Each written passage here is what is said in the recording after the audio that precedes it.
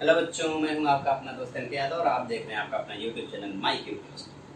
तो आज के लेक्चर में हम इलेक्ट्रॉनिक कॉन्फ़िगरेशन पढ़ने वाले हैं। ये हमारा लास्ट लेक्चर होगा इस पूरे चैप्टर का, यानी स्ट्रक्चर ऑफ एटम का लास्ट लेक्चर। और इसके बाद हम एनसीईआरटी के क्वेश्चंस डिस्कस करेंगे और उसके बाद हम कॉम्पिटिशन के क्वेश्चन डिस्कस करेंगे। ओके, तो ठीक है, इलेक्ट्रॉनिक कॉन्फ़िगरेशन चलते हैं। देखिए, इलेक्ट्रॉनिक कॉन्फ़िगरेशन के बारे में जब हम बात करेंगे तो उस टाइम पे मैं आपको बताऊंगा कि इलेक्ट्रॉनिक कॉन्फ़िगरेशन दो तरीके से किया जा सकता है। हम दोनों करके देखेंगे। पहला तरीका होगा ऑर्बिटल डायग्राम मेथड, और दूसरा तरीका होगा आपका जिसमें NLX में यूज करेंगे। तो ऑर्बिटल डायग्राम मेथड में हम क्या करेंगे? ऑर्बिटल डायग्राम मेथड में हम एक बॉक्स बनाएंगे। ये बॉक्स आपको ऑर्बिटल रिप्रेजेंट करेगा और इस बॉक्स में जो एरो दिख रहा है, ये एरो आपको इलेक्ट्रॉन रिप्रेजेंट करेगा। इसमें बता रहा हूँ, ऑर्बिटल डायग्राम में क्या करना होगा, आप एक बॉक्स बनाएंगे। ये बॉक्स आपको क्या रिप्रेजेंट कर रहा है? एक ऑर्बिटल रिप्रेजेंट कर रहा है, ठीक है। और इसमें जो इलेक्ट्रॉन रिप्रेजेंट कर रहा है, ये जो आपको एरो दिख रहा है, हाफ एरो, ये इलेक्ट्रॉन रिप्रेजेंट कर रहा है। और ये अपवर्ड हाफ एरो रिप्रेजेंट कर रहा है क्लॉकवाइज डायरेक्शन, और डाउनवर्ड हाफ एरो रिप्रेजेंट कर रहा है एंटी क्लॉकवाइज डायरेक्शन। यानी ये जो एरो है, ये एरो आपके इलेक्ट्रॉन की स्पिन का डायरेक्शन बता रहे हैं, ठीक है। ये क्लॉकवाइज स्पिन हो गया, ये इलेक्ट्रॉन का एंटी क्लॉकवाइज स्पिन हो गया। मेरे ख्याल से अब तक आप सारी बातें समझ लीजिए। ये रहा आपको ऑर्बिटल डायग्राम मेथड। इसको पहले अपनी कॉपी में नोट करिए, ऑर्बिटल डायग्राम में। आप इसको पॉजिटिव स्पिन भी बोल सकते हो, ये पॉजिटिव स्पिन है, और ये आपका नेगेटिव स्पिन है। ये आपके ऊपर है, आप इसे क्या बोलना चाहते हो। आप इसको एंटी क्लॉकवाइज बोलना चाहते हो या आप इसे पॉजिटिव या नेगेटिव स्पिन बोलना चाहते हो, आप जो मन करे आप बोल सकते हो, ठीक है। ये पॉइंट नोट करें। Orbital represented by a box and electron is represented by the arrow pointing to direction of spin। ये किस डायरेक्शन होगा, इसका स्पिन बताएगा कि कौन से, इसका डायरेक्शन बताएगा एरो का कि कौन से स्पिन में है, क्लॉकवाइज स्पिन में है या एंटी क्लॉकवाइज स्पिन। तो मेरे ख्याल से तक आपने इसे नोट किया। ये फर्स्ट में ऑर्बिटल डायग्राम में, ओके। कॉपी में जल्दी से नोट करें।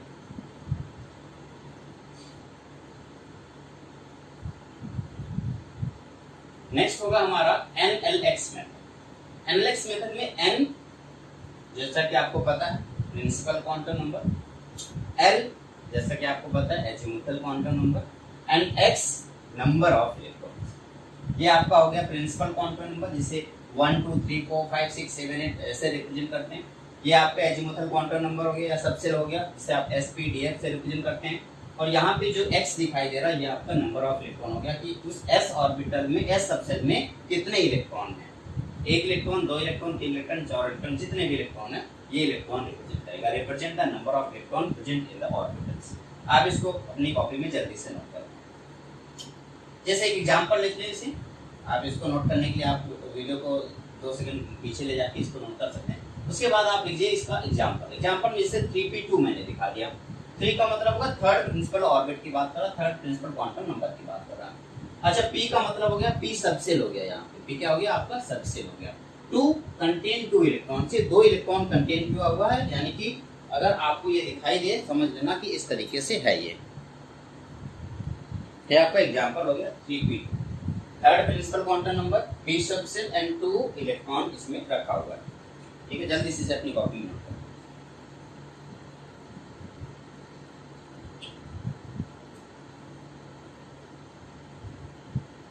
नोट करने बेटा। p में कितने ऑर्बिटल होते हैं? 3 ऑर्बिटल होते हैं। उसमें किसी एक ऑर्बिटल में या दो इलेक्ट्रॉन है तो दो ऑर्बिटल में यूज किए जाएंगे। आपको एक बॉक्स बनाना होगा, एक टेबल बनाना होगा। इस टेबल के हिसाब से हम इलेक्ट्रॉनिक कॉन्फ़िगरेशन करेंगे, ठीक है। सबसे पहले टेबल में पहला जो लाइन होगा वो एलिमेंट का होगा। Second one is atomic number, third one is number of electrons, fourth one is electronic configuration, NLX method से इलेक्ट्रॉनिक कॉन्फ़िगरेशन, एंड पांचवा होगा ऑर्बिटल डायग्राम मेथड से इलेक्ट्रॉनिक कॉन्फ़िगरेशन, ठीक है। ये सारी बातें आप अपनी कॉपी में नोट करें, टेबल बना दें।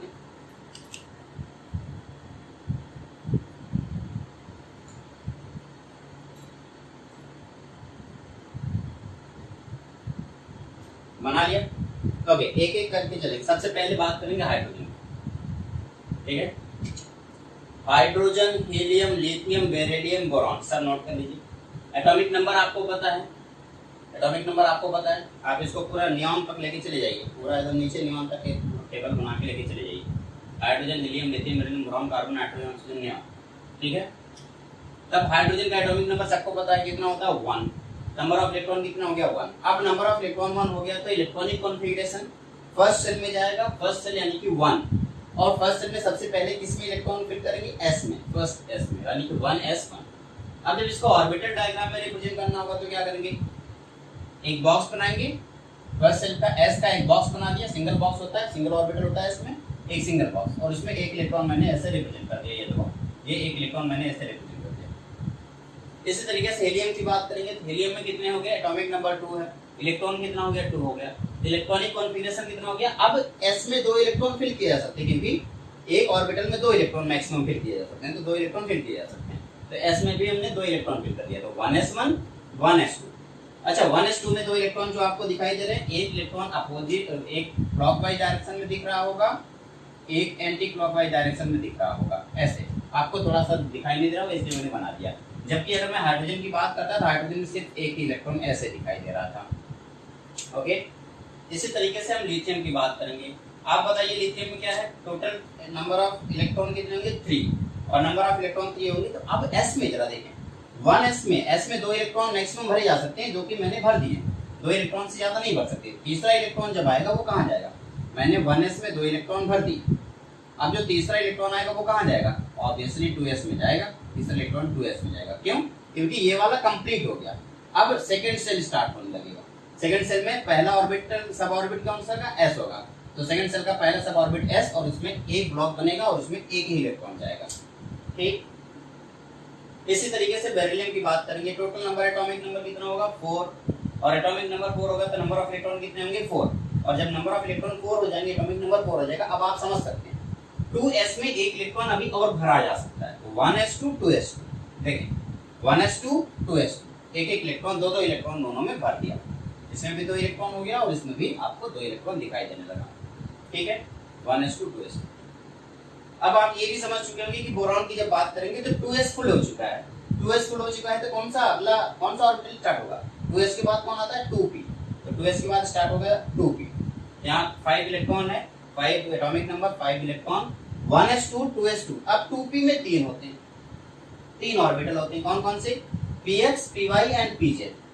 अब px py और pz में भरना है, आपने कहा कि 1s के 2 इलेक्ट्रॉन मैंने फुल कर दिए, 2s के 2 इलेक्ट्रॉन मैंने भर दिए। अब बात आई जब 2p की बात आती है तो 2px में भरूं, 2py में भरूं या 2pz में भरूं, किस में भरूं, ये कंफ्यूजन होता है। तो मैंने आपको बताया ना, तीनों ये एक डी जनरेटेड ऑर्बिटल्स हैं। अब जब ये डी जनरेटेड ऑर्बिटल्स हैं तो आप इलेक्ट्रॉन को चाहे px में भरो, चाहे py में भरो, चाहे pz में भरो, ये आपकी मर्जी है। लेकिन हमें इजीली सारी चीजें करना है, आसानी से करना है, हमें अच्छा लगे देखने में, इसलिए हम स्टार्टिंग px से करेंगे। तो इस इलेक्ट्रॉनिक कॉन्फ़िगरेशन को आप 2 तरीके से, अब आप ऐसे लिख सकते हो 1s2 2s2 एंड 2p1। आप अगर px नहीं लिखना चाहें तब भी कोई दिक्कत नहीं होगी, आप 2p1 लिख सकते, आप ऐसे लिख सकते 1s2 2s2 2px1 2py। ये देखिए कौन सा है, ऑर्बिटल डायग्राम, और ये कौन सा है आपका इलेक्ट्रॉनिक कॉन्फ़िगरेशन NLX मेथड। उसमें आप 2p1 भी लिख सकते हैं सिंपली, और अगर आप चाहें तो 2px1 लिख सकते हैं, आपकी मर्जी। ये सारी चीजें आप लिख सकते हैं। जल्दी से आप यहाँ से हाइड्रोजन से लेके बोरॉन तक नोट करें ताकि मैं इसे इरेज करके आगे बढ़ सकूं।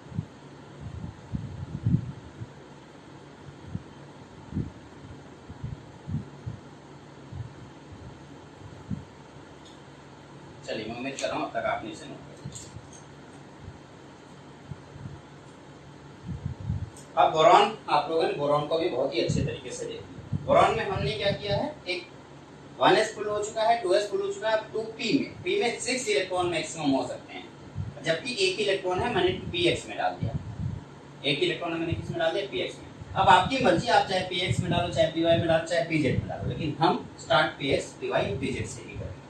सबसे पहले किस में फिल करेंगे, px में, फिर किस में फिल करेंगे py में, और फिर किस में फिल करेंगे pz में। ओके, मेरे ख्याल से ये बात आपके अच्छे से समझ में आ गई। अब बोरॉन के बाद क्या आएगा, कार्बन। मेरे ख्याल से अगर ये समझ में आ गया तो कार्बन का भी इलेक्ट्रॉनिक कॉन्फ़िगरेशन ले सकते हैं। सबसे पहले कार्बन के atomic number 6, number of electron 6। अच्छा, इलेक्ट्रॉनिक कॉन्फ़िगरेशन फिर से वही बात, आपने कहा 1s2 2s2 2p2, 1s2 fill हो गया, 2s भी फिल हो गया, अब 2p में 6 जा सकता है तो मैंने 2 भर दिया। आप चाहे इस तरीके से लिखो, चाहे 2px1 2py1।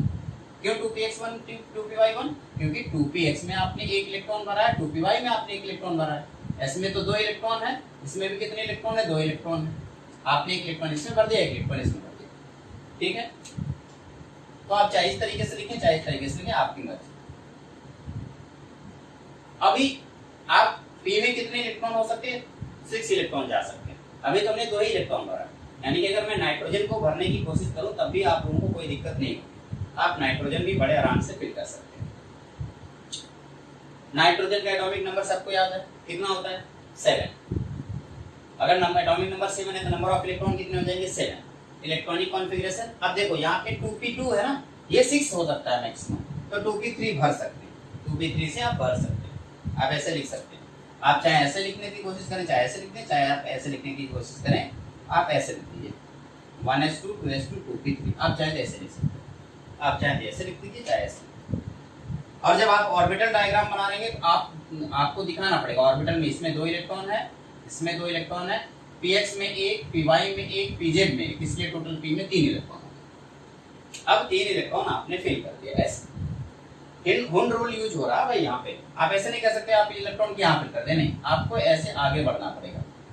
पहले एक इलेक्ट्रॉन फिल करना होगा, उसके बाद दूसरे इलेक्ट्रॉन पे फिल करना होगा, पेयर करना होगा।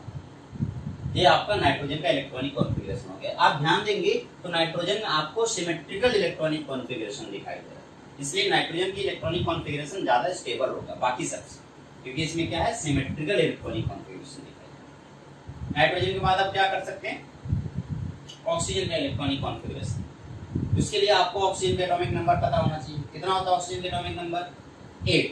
अच्छा, एटॉमिक नंबर अगर 8 होता है तो टोटल नंबर ऑफ इलेक्ट्रॉन कितने हो जाएंगे? टोटल नंबर ऑफ इलेक्ट्रॉन भी 8 हो जाएंगे। Atomic number 8, total number of electron 8। Electronic configuration बड़े आराम से लिख सकते हैं। क्या करोगे? अब p में 3 ही है, अभी 6 जा सकते हैं, यानी कि चौथा भी p में ही जाएगा, तो 1s2 2s2 2p4 ये आ जाएगा, 1s2 2s2 2p4।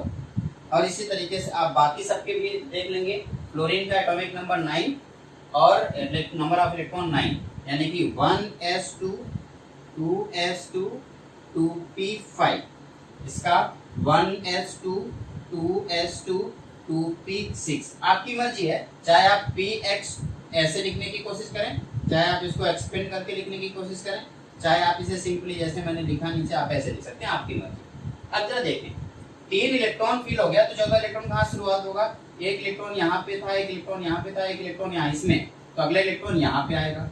फिर इसी हिसाब से एक इलेक्ट्रॉन यहाँ था, एक इलेक्ट्रॉन यहाँ था, एक इलेक्ट्रॉन यहाँ था और एक इलेक्ट्रॉन यहाँ ऊपर वाले में, तो एक इलेक्ट्रॉन और बढ़ना कहाँ आ जाएगा? यहाँ आ जाएगा।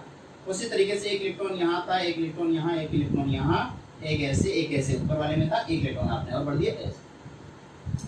ठीक है, तो कोई दिक्कत नहीं है। इस हिसाब से आपने कार्बन, नाइट्रोजन, ऑक्सीजन, क्लोरीन और नियॉन का इलेक्ट्रॉनिक कॉन्फ़िगरेशन बहुत ही अच्छे तरीके से कर दिया। कोई दिक्कत नहीं आई होगी, मैं ये समझ रहा हूँ कि आपको अच्छे से समझ में आ गया। ठीक, आप इसको अपनी कॉपी में नोट करें। यहाँ सब 2-2 इलेक्ट्रॉन हैं, अगर आपको क्लियर दिखाई ना दे रहा हो तो मैं लिख दे रहा हूँ 2-2 इलेक्ट्रॉन सब, एक अपवर्ड एरो के साथ, एक डाउनवर्ड एरो के साथ, ऐसे। आप हाइड्रोजन से लेकर के अभी तक बोरॉन तक आपने लिखा था, अब कार्बन से लेकर नियॉन तक सारी चीजें लिखी अपनी कॉपी में नोट कर लीजिए।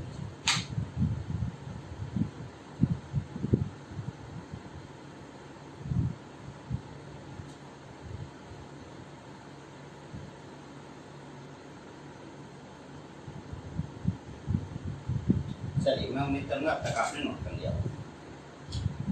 अब नियॉन के बाद नेक्स्ट आगे बढ़ेंगे। नियॉन का इलेक्ट्रॉनिक कॉन्फ़िगरेशन आप जब ध्यान से देखेंगे तो आप यहां देखेंगे ये फुल हो चुका है, यानी कि 2p फुल हो चुका है। 2p के बाद कौन सा स्टार्ट होता है आपको अच्छे से पता है।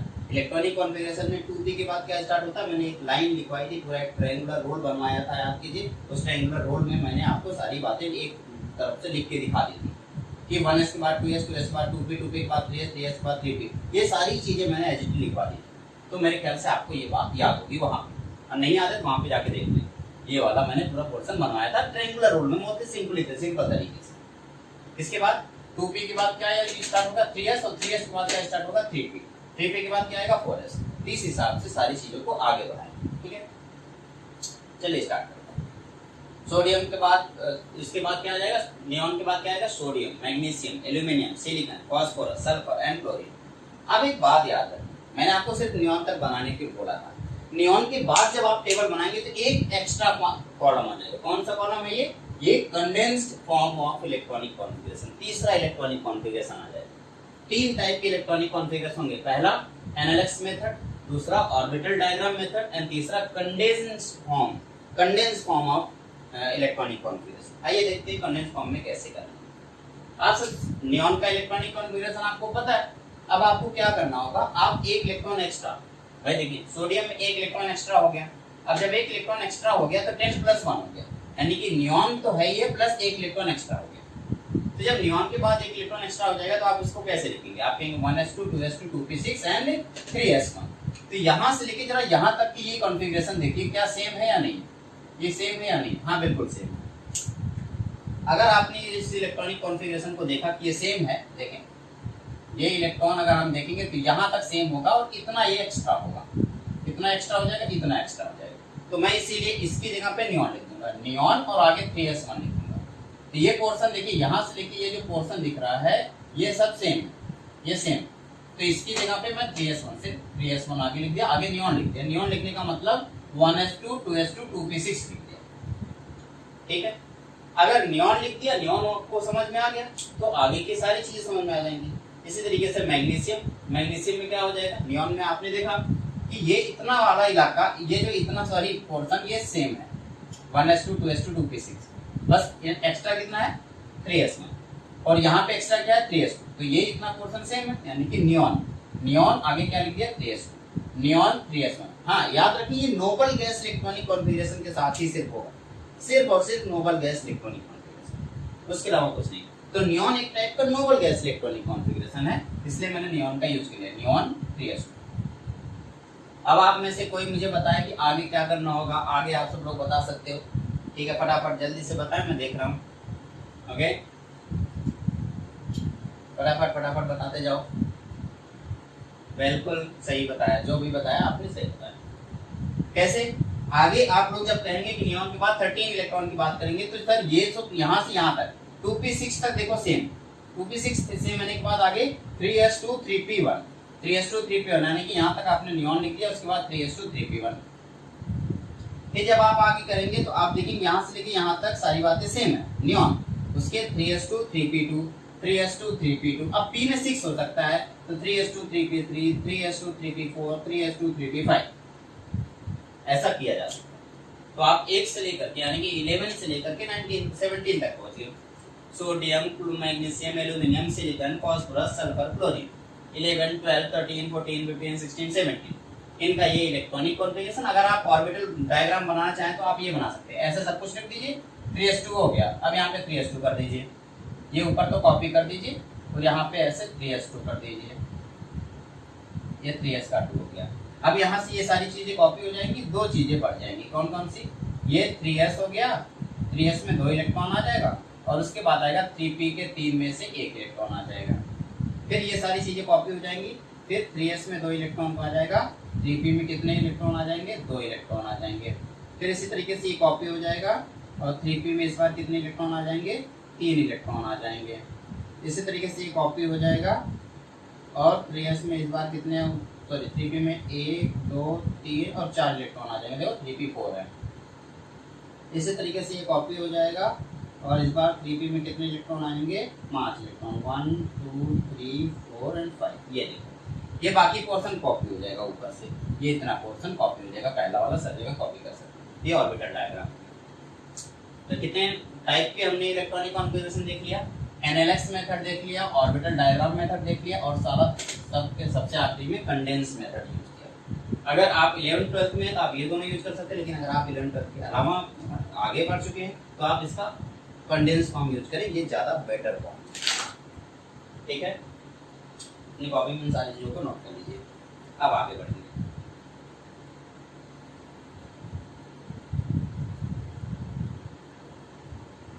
अगर आपको इसमें कोई दिक्कत हो रही होगी तो मेरे एक इलेक्ट्रॉनिक कॉन्फ़िगरेशन पे एक और वीडियो है जो व्हाइट बोर्ड पे पढ़ाया गया है, उस टाइम पे आप बताएंगे तो मैं उसको भी अपलोड कर दूंगा। ये सब अच्छे से आप लोग समझ गए होंगे।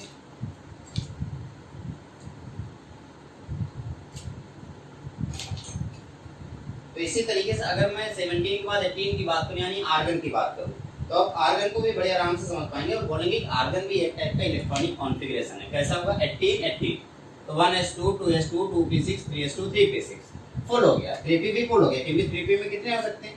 p में मैक्सिमम 6 हो सकते हैं। यहां देखो 2p में मैक्सिमम 6 तो यहां भी मैक्सिमम 6 हो सकते हैं। इसी तरीके से जब पोटेंशियल की बात करें यानी कि 19 है तो क्या यहां से इतना पोर्शन तो सेम है, उसके बाद 4s1 इतने पोर्शन की क्या लिख देंगे? Argon plus 4s1। क्यों?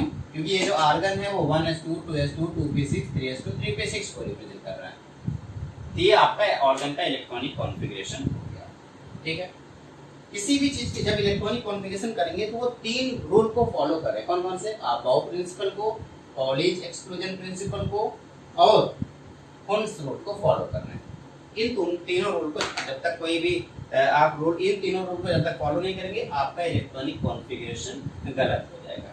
जैसे अगर मैं 14 की बात करूं, पोटेंशियल की बात करूं तो 1s में 2s में 2p में 3s में उसके बाद 3p में फिल 3s के बाद 3p में 3p के बाद 3d में नहीं फिल किया जाएगा, 3d में नहीं फिल किया जाएगा बल्कि इसके बजाय इसमें फिल कर दिया जाएगा, 4s में फिल कर दिया जाएगा। ठीक है, लेकिन कुछ एक्सेप्शंस भी हैं। जब आप इलेक्ट्रॉनिक कॉन्फ़िगरेशन कर रहे होंगे तो पीरियोडिक टेबल में कुछ एक्सेप्शनल केस भी हैं। आइए अब मैं उन एक्सेप्शनल केस के बारे में आपको बता देता हूं। जैसे यहाँ पे 2 एक्सेप्शनल केस हैं। एक आपका D6 यानी कि ये क्रोमियम और दूसरा है कॉपर। क्रोमियम की फैमिली का कोई भी मेंबर ले लो, कॉपर की फैमिली की कोई भी मेंबर को ले लो। आप देखेंगे यहाँ पे एक्सेप्शनल केस आएगा। जो एक्सेप्शनल केस क्रोमियम के लिए होगा वही एक्सेप्शनल केस क्रोमियम के किसी भी फैमिली मेंबर के साथ होगा, और जो एक्सेप्शनल केस जिस टाइप का एक्सेप्शन कॉपर के साथ होगा उसी टाइप का एक्सेप्शन कॉपर की फैमिली मेंबर के किसी भी मेंबर के साथ होगा। तो मैं इसलिए सारे मेंबर की बात नहीं करूंगा, मैं सिर्फ कॉपर और क्रोमियम की बात करूंगा। जब आप कॉपर को देखेंगे 24 इलेक्ट्रॉनिक कॉन्फ़िगरेशन अपने मन से क्या लिखेंगे? 1s2 2s2 2p6 3s2 3p6 3d4 4s2 3d4। पहले 4s भरा जाएगा उसके बाद 3d भरा जाएगा, तो 4s2 3d4 ऐसे लिख देंगे आप। ये आपका एक्सपेक्टेड कॉन्फ़िगरेशन है। इसी तरीके से जब क्रोमियम के बाद कॉपर की बारी आएगी तो कॉपर में भी आप यही करेंगे। क्या क्या? 1s2 2s2 2p6 3s2 3p6 4s2 3d4। ये किसका है? क्रोमियम। कॉपर का जल्दी से अपने हिसाब से एक्सपेक्टेड कॉन्फ़िगरेशन निकालिए फटाक से अपनी कॉपी में। कॉपर का atomic number 29, expected configuration 1s2 2s2 2p6 3s2 3p6 4s2 3d9। Okay, ये आपका एक्सपेक्टेड कॉन्फ़िगरेशन। बट इसका एक्चुअल कॉन्फ़िगरेशन जो है वो अलग है। एक्चुअल कॉन्फ़िगरेशन मैं आपको बता दूं। एक्चुअल कॉन्फ़िगरेशन इसका है, यहाँ से एक इलेक्ट्रॉन इसमें चला जाता है यानी कि 1s2 2s2 2p6 3s2 3p6 4s1 3d5। यहाँ से एक इलेक्ट्रॉन निकाला और 3d में भर दिया, 4s1 3d5। ये इसका एक्चुअल कॉन्फ़िगरेशन।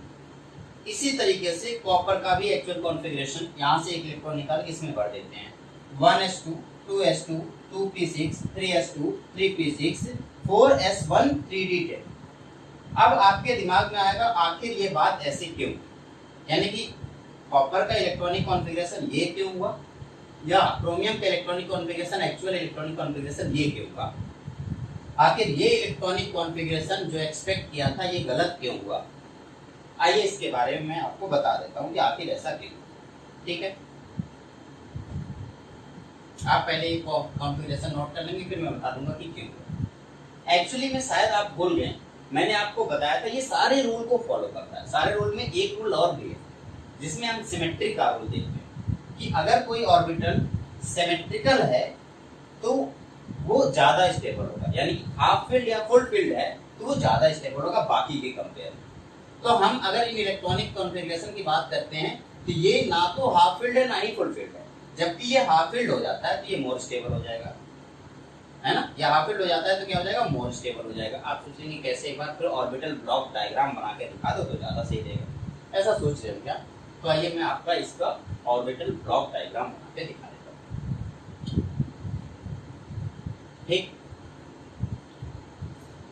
कॉपर की केस में भी यही ऑर्बिटल ब्लॉक डायग्राम बना के मैं आपको दिखाऊंगा। जैसे कि यहाँ पे 2 इलेक्ट्रॉन है, जब ये 2 इलेक्ट्रॉन 3D में आ जाएगा तो यहाँ पे स्टेबिलिटी बढ़ जाएगी। इन सबको देखने से पहले आप स्टार पॉइंट बना के लिख देंगे reason for extra stability. Reason for extra stability सबसे पहला symmetrical distribution and second one is energy exchange effect. हम दोनों के बारे में बात करेंगे, symmetrical distribution and second one is energy exchange effect. दोनों चीजों के बारे में थोड़ा डिटेल में डिस्कस कर लेते हैं। आइए क्या होता है, तो सिमेट्रिकल डिस्ट्रीब्यूशन क्या होता है ये। वैसे हम सिमेट्रिकल डिस्ट्रीब्यूशन देख भी चुके हैं, जरा इसको देखें। अगर मैं आपको यहाँ पे दिखाऊं तो ये electronic configuration 1s2 2s2 2p6 3s2 3p6 4 देखिए 4s2 यहाँ पे 2 इलेक्ट्रॉन है, जबकि यहाँ पे 4 इलेक्ट्रॉन है। इसका एक ब्लॉक खाली दिखा, एक ब्लॉक क्या दिखा, खाली दिखा। और यहाँ पे एक छोटा सा ऑर्बिटल है, 2 इलेक्ट्रॉन। तो मैं क्या करता हूँ, इनमें से एक इलेक्ट्रॉन यहाँ से शिफ्ट करा देता हूँ इसके अंदर। और जब ये एक इलेक्ट्रॉन मैंने इसके अंदर शिफ्ट करा दिया तो ऑर्बिटल, ये पूरा का पूरा ऑर्बिटल किस तरीके से हो जाएगा। अब ये यहाँ पे कितना बच जाएगा, 4s2 में कितना हो जाएगा, 4s1 हो जाएगा। और यहाँ 3d4 था, 3d4 में कितना हो जाएगा, 3d5 हो जाएगा, एक बढ़ जाएगा, यहाँ से एक कम हो जाएगा, यहाँ एक बढ़ जाएगा और एक्चुअल इलेक्ट्रॉनिक कॉन्फ़िगरेशन आ जाएगा। देखिए 1s2 2s2 2p6 3s2 3p6। अब 3d में 5 इलेक्ट्रॉन आ गए और ये हाफ फील्ड हो गया, 4s भी हाफ फील्ड हो गया। यहाँ पे हाफ फील्ड नहीं था ये दोनों, यहाँ पे हाफ फील्ड हो गया।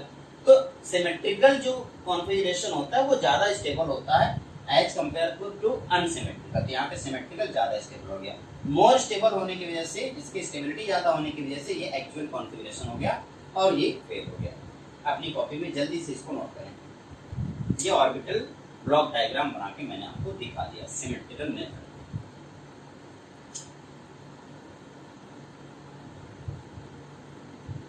जल्दी से नोट करो बेटा।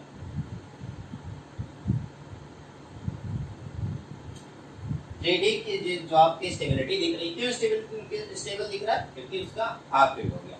उसी तरीके से मैं कॉपर की बात करूंगा। कॉपर का ये पहले बेसिक वाला देख लें, पहले वाला जो आपने सोचा था।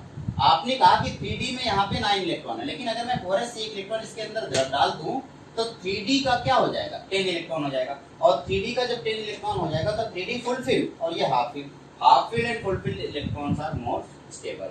3d पहले हाफ फील्ड था, अभी फुल फील्ड हो गया, इसलिए स्टेबिलिटी क्या हो गई, ज्यादा हो गई। देखें, इसलिए ज्यादा स्टेबल हो गया और ये एक्चुअल कॉन्फ़िगरेशन है।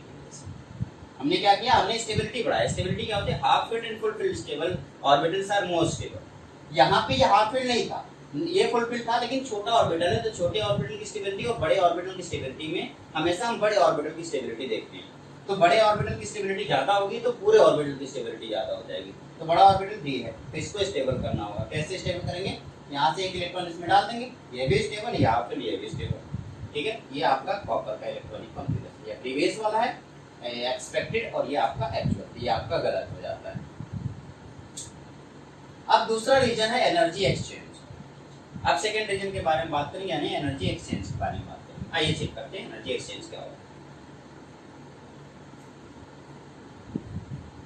आप इसको अपनी कॉपी में नोट करें। एनर्जी एक्सचेंज का क्या मतलब होता है, जरा बता दूं। जब भी कोई भी इलेक्ट्रॉन अपने एक ऑर्बिट, अपने डीजनरेटेड ऑर्बिटल में एक जगह से दूसरी जगह शिफ्ट होता है, डीजनरेटेड ऑर्बिटल में एक जगह से दूसरी जगह शिफ्ट हो सकता है, तो शिफ्टिंग के दौरान जितनी एनर्जी रिलीज होती है उसे एनर्जी एक्सचेंज होती है। एक्सचेंज ऑफ एनर्जी होती है, एनर्जी एक्सचेंज। नोट करें, energy release due to this exchange, energy release due to this exchange is known as energy exchange. अब इसमें ये, अब देखो कितने टाइप की एनर्जी एक्सचेंज हो सकते हैं। ये वाला यहाँ पे जा सकता है, ये वाला यहाँ पे जा सकता है, ये वाला यहाँ पे आ सकता है, ये वाला यहाँ पे आ सकता है ना। ये किसके साथ एक्सचेंज कर सकता है अपनी पोजीशन को, ये दोनों आपस में एक्सचेंज कर सकते हैं, ये इसके साथ एक्सचेंज कर सकता है, ये इसके साथ एक्सचेंज कर सकता है, ये उसके साथ एक्सचेंज कर सकता है। इतने टाइप से एक्सचेंज हो सकता है, और जब इतने टाइप से एक्सचेंज हो सकता है तो एनर्जी एक्सचेंज ज्यादा होगा हाफ फील्ड में, ठीक है।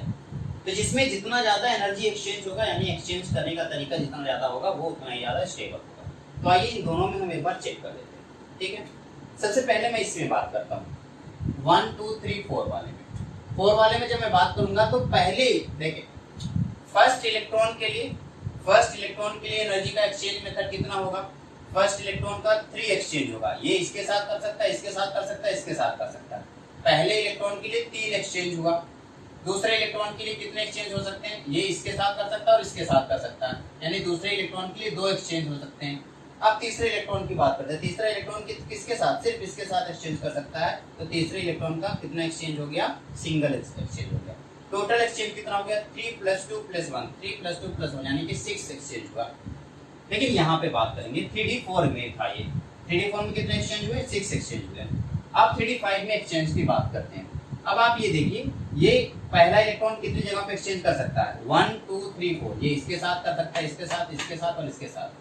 तो टोटल कितने एक्सचेंज हो गए, 4 एक्सचेंज हो गए फर्स्ट इलेक्ट्रॉन के लिए। अच्छा, सेकंड इलेक्ट्रॉन की बात करें तो ये इसके साथ और इसके साथ, तीनों के साथ कर सकते हैं, यानी कि सेकंड इलेक्ट्रॉन के लिए 3 एक्सचेंज आपको दिखाई देंगे, 3 एक्सचेंज दिखाई देंगे। इसी तरीके से थर्ड इलेक्ट्रॉन की बात करें, ये वाला इलेक्ट्रॉन ये इसके साथ कर सकता है और इसके साथ कर सकता है, ये अब पीछे वाले के साथ नहीं, पीछे वाले तो ऑलरेडी हो चुका है, ये आगे के 2 इलेक्ट्रॉनों के साथ अपनी एनर्जी को एक्सचेंज कर सकता है, इसके साथ। टोटल कितने एक्सचेंज हो गए, 2 एक्सचेंज। इसी तरीके से अगर मैं इस इलेक्ट्रॉन की बात करूं तो ये इलेक्ट्रॉन इसके साथ एक्सचेंज कर सकता है, कितने एक्सचेंज हो गए, फोर्थ इलेक्ट्रॉन के लिए 1 एक्सचेंज। टोटल एक्सचेंज कितने हो गए, 4 + 3 + 2 + 1, 4 + 3 + 2 + 1 यानी कि 10। यहाँ पे कितने एक्सचेंज है, 6, यहाँ पे कितने एक्सचेंज है, 10। इस वजह से, इस एक्सचेंज एनर्जी की वजह से यहाँ पे एनर्जी ज्यादा है या यहाँ पे एनर्जी ज्यादा रिलीज हुई है, यहाँ पे एनर्जी ज्यादा रिलीज हुई है। जहाँ पे एनर्जी ज्यादा रिलीज होती है तो उसमें बचा हुआ एनर्जी ऑर्बिटल में कम हो जाता है, और जिस ऑर्बिटल में एनर्जी कम होता है उसकी स्टेबिलिटी ज्यादा होती है, इसके पहले मैं बता चुका हूँ। इस तरीके से मैंने देखा कि 3d5 is more stable as compare to 3d4, इसलिए हाफ फील्ड और फुल फील्ड ऑर्बिटल ज्यादा स्टेबल है। ओके, इस तरीके से ये पूरा का पूरा चैप्टर खत्म हो जाता है। मैं यहीं पे इस पूरे चैप्टर को बाय बाय बोलूंगा, और हम अगला जो लेक्चर मैं लूंगा उस लेक्चर में हम एनसीईआरटी के क्वेश्चन स्टेप बाय स्टेप एक एक क्वेश्चन को डिस्कस करेंगे, और एक बार एनसीईआरटी पूरा कवर हो जाएगा तो फिर हम कॉम्पिटिशन के क्वेश्चन डिस्कस करेंगे, ठीक है। आज का लेक्चर यहीं पर, मिलेंगे एक छोटे से ब्रेक के बाद। तब तक के लिए आप लोग अपना ख्याल रखना, बहुत सारा ख्याल रखना, और तो और आप सब लोग ख्याल रखने के साथ साथ थोड़ा बहुत मेरा भी। हेलो बच्चों, मैं हूं आपका अपना दोस्त एनके यादव और आप देख रहे हैं आपका अपना यूट्यूब चैनल माई क्यूब। तो आज के लेक्चर में हम इलेक्ट्रॉनिक कॉन्फ़िगरेशन